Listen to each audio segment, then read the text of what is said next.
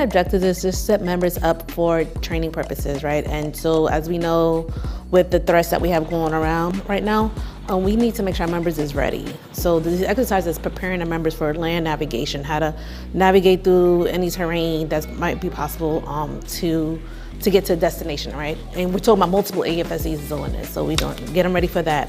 CBRN, TCCC, just all these multiple things to try to help us, give us insight on how to be prepared when we go to certain locations and we have to put this into fruition. So yeah, just getting us ready.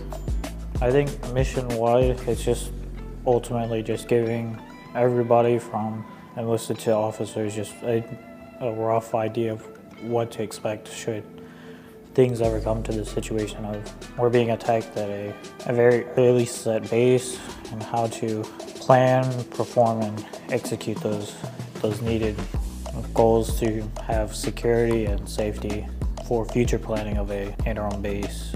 We truly appreciate everybody that has partaken in this. We are learning this and understanding and being very appreciative of what everybody's role play is into this. So we're truly appreciative of the people.